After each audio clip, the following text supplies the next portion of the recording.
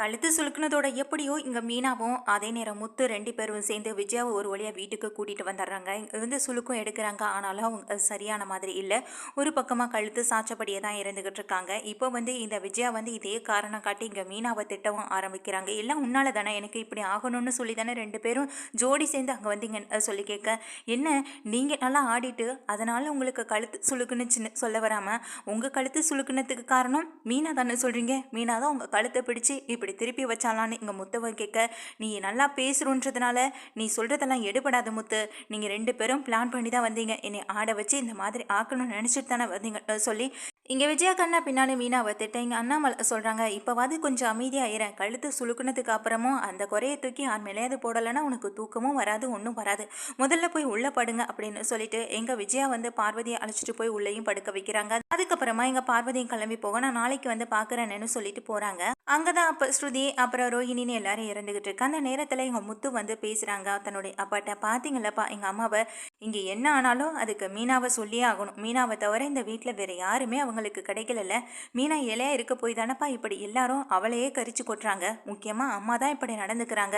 அம்மா நடந்துக்கிறது எனக்கு கொஞ்சம் கூட பிடிக்கலப்பான்னு சொல்லி எங்கள் முத்து அண்ணாமலைகிட்ட சொல்ல, சீக்கிரமே இதுக்கு ஏதாவது ஒன்று ஏற்பாடு பண்ணுறேன்டா, அப்போ தான் மீனாவை இந்த மாதிரி அவள் திட்டமாட்டான்னு சொல்ல, என்னப்பா ஏற்பாடு பண்ண போகிறீங்க? ஒன்று தான் நடக்கணும், அதுவும் அந்த கடவுள் மனசு வச்சா மட்டும்தான் முடியும். மீனா திடீர்னு பெரிய கோடீஸ்வரி ஆகிட்டா, அதுக்கப்புறம் அம்மா நடந்துக்கிற விதமே வேற மாதிரி இருக்கும். ஆனால் அதுக்காக நாங்கள் கோடீஸ்வரா ஆக முடியுமான்னு? உழைச்சி சம்பாதிக்கிறதுல இருக்கிற தனி சுகமே வேறப்பா. அதில் கிடைக்கிற பணம், அதில் கிடைக்கிற இந்த வருமானத்தில் நம்ம குடும்பத்தை நடத்துறது, இது எல்லாமே ஒரு தனி ஃபீலிங்ப்பா. இதெல்லாம் நமக்கு தான் செட் ஆகும். அவங்க நினைக்கிற மாதிரி பெரிய பணக்கார வீட்டு பொண்ணுங்களை தூக்கி வச்சு கொண்டாடணும்னா இதோ இந்த பலகுரலையும் அந்த பார்லர் அம்மாவையும் தூக்கி வச்சு கொண்டாடிட்டு போகட்டும். ஆனால் அதுக்காக எல்லாத்துக்கும் மீனாவே காரணம் சொல்லிட்டு இருந்தா அதுக்கப்புறம் நான் அமைதியாக இருக்க மாட்டேன்ப்பா. இப்போ கழுத்து சுளுக்கி இருக்குன்றதுனால தான் நான் கொஞ்சம் அமைதியாக போயிட்டுருக்கேன். இதுக்கப்புறமா எல்லா இடத்துலையும் நான் அமைதியாக போக மாட்டேப்பான்னு சொல்லிட்டு இங்கே முத்துவும் கிளம்பி போக எங்கள் பார்லர் அம்மா பார்த்துட்டே நின்றுட்டுருக்காங்க. முத்து இன்னைக்கு என்ன இப்படி கோவப்பட்டு பேசுகிறாரேன்னு நினச்சிட்டு இருக்காங்க.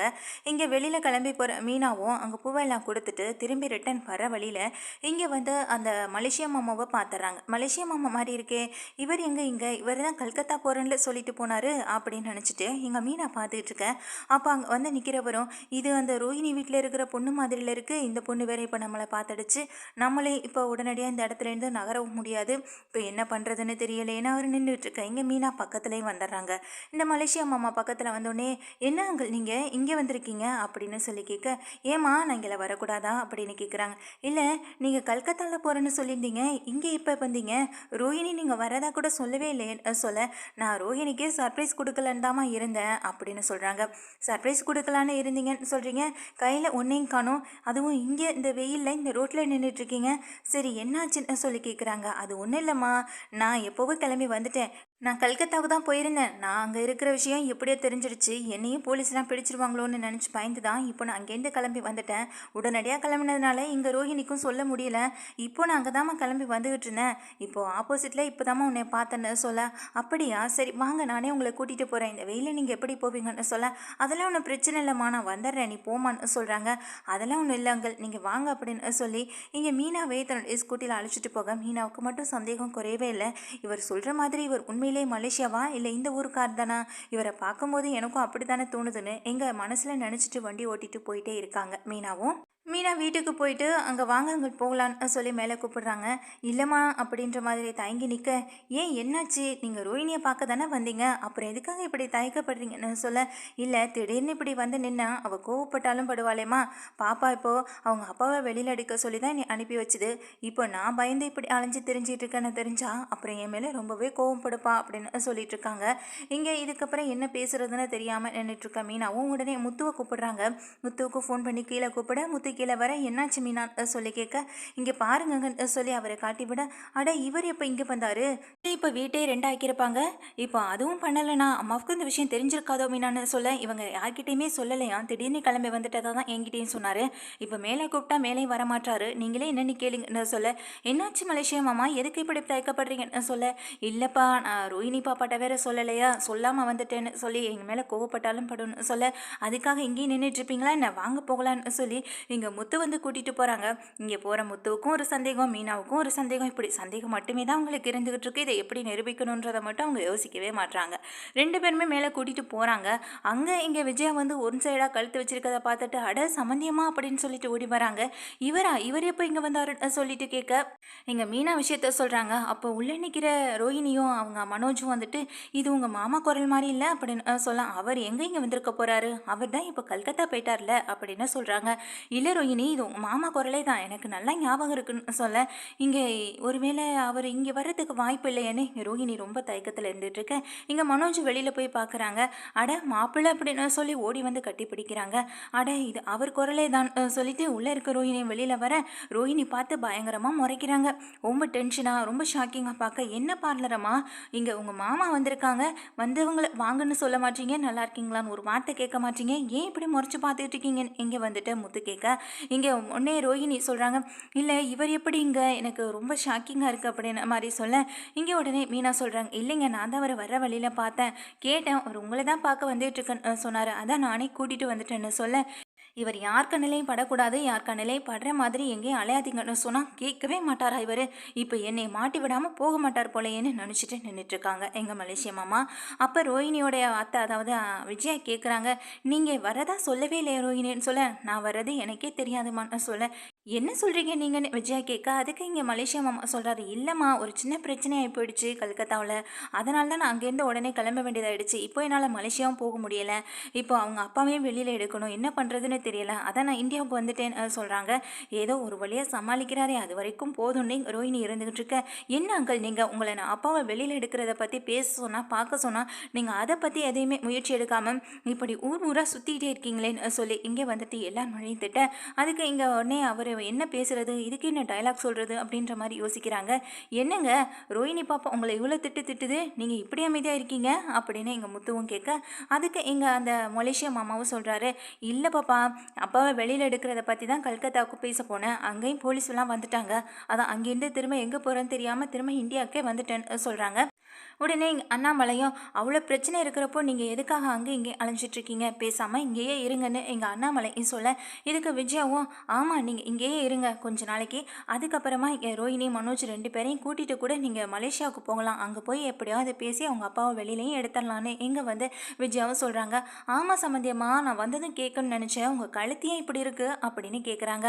அதுக்கு எங்கள் விஜயா, அதான் இந்த வீட்டில் என்னைய படுக்க வைக்கிறதுக்குன்னே ஒரு ஆள் ரெடியாக இருந்துக்கிட்டு இருக்கேன், அவள் பண்ண வேலையால் தான் இன்றைக்கி என் கழுத்து இப்படி ஆயிடுச்சுன்னு சொல்ல, அத்தை நானும் அத்தை உங்கள் கழுத்தை பிடிச்சி திருப்பி வச்சேன், நீங்கள் டான்ஸ் ஆடுனீங்க அதனால உங்கள் கழுத்து இப்படி போயிடுச்சு, நானும் உங்கள் கூட தானே சேர்ந்து டான்ஸ் ஆடினேன், என் கழுத்து நல்லா தானே இருக்குன்னு எங்கள் மீனாவும் சொல்ல, வாய்க்கு வாய் மட்டும் பேசிடி நல்லான்னு எங்கள் விஜயாவும் சொல்கிறாங்க.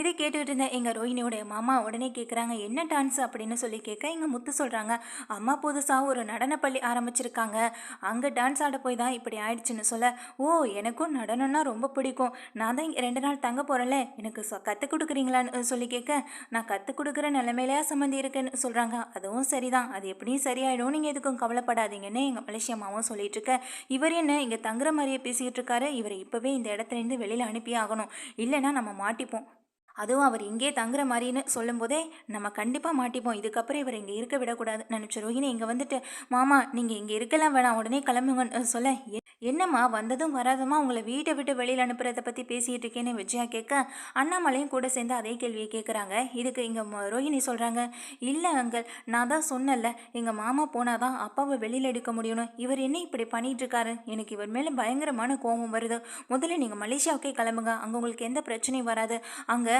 அப்பாவோட ஃப்ரெண்ட்ஸ் மூலமாக உங்களுக்கு எந்த பிரச்சனையும் வராமல் நான் பார்த்துக்கிறேன்னு சொல்ல, இங்கே நீ சொல்கிறதும் சரிதாம்மா, சரி நீ அப்படி சொல்கிறியா, நான் உடனே கிளம்புறேன்னு இங்கே வந்துட்டு அந்த மலேசியா மாமாவும் சொல்ல, இங்கே முத்து நினைக்கிறாங்க இவரே இருக்கிறேன்னு சொன்னாலும் இந்த பார்லரமாக இருக்க விடாமல் இங்கே உடனே வெளியில் அனுப்புறதுக்கு பார்க்குது, அப்போனா இதுக்கு பின்னாடி என்னவா இருக்கணும், முதல்ல இவர் இந்த ஊருக்காரர் தான்ற ஒரு நிச்சயமான சந்தேகம் என் மனசில் வந்துகிட்டே இருக்குது, இவர் மலேசியாவே இல்லைன்ற சந்தேகமும் வருது, மலேசியாவிலேருந்து வந்தால் ஒரு பேக் கூட இல்லாமலாம் வருவாங்க, இவர் கையில் பாஸ்போர்ட்டையும் காணும் ஒன்றையும் காணும், இவர் எங்கேயே இருக்க வைக்கணும்னு நினச்ச முத்து இங்கே உடனே சொல்கிறாங்க, அதெல்லாம் ஒன்று வேணாம் வேண்டாம் மலேசியா மாமா, எப்படி இருந்தாலும் நீங்கள் மலேசியா போக தான் போகிறீங்க.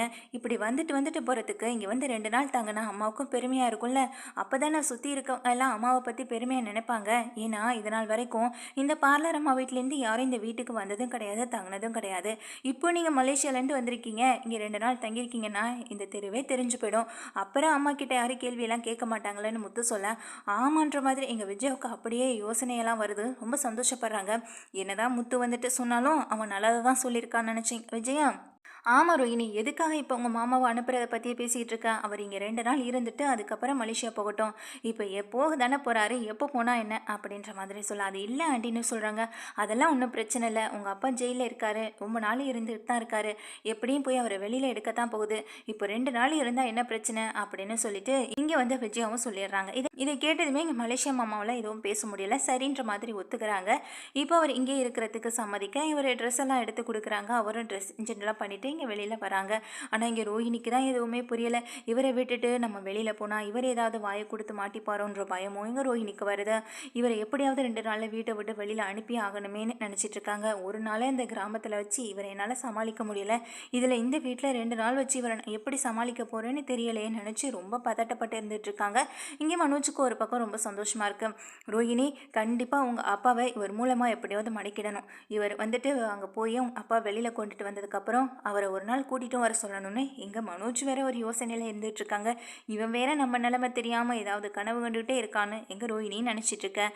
இங்கே வெளியில் வர மலேசியா மாமாவும் வீட்டில் இருக்க எல்லார்கிட்டையும் பேசிகிட்டு இருக்காங்க. அப்போ தான் அண்ணாமலை இங்கே சொல்கிறாங்க, நான் ஒரு முக்கியமான முடிவெடுத்திருக்கேன் சம்மந்தி. இந்த மாதிரியான நேரத்தில் நீங்களும் இங்கே இருக்கிறது எனக்கு மனசுக்கு கொஞ்சம் நிம்மதியாக இருக்குன்னு சொல்ல, இதை கேட்டால் இங்கே மலேசியா மாமா அப்படி என்ன விஷயம்னு சொல்லி கேட்குறாங்க. இங்கே விஜயாவுக்கும் புரியலை, என்ன விஷயம், என்ன முடிவெடுத்துருங்கன்னு சொல்லி கேட்க, இது நாள் வரைக்கும் இந்த வீட்டில் நம்ம எப்படியோலாம் வாழ்ந்துட்டு போயிட்டோம், ஆனால் இதுக்கப்புறம் இது நம்ம பசங்களுக்கும் பேர பசங்களுக்கும் சொந்தம்.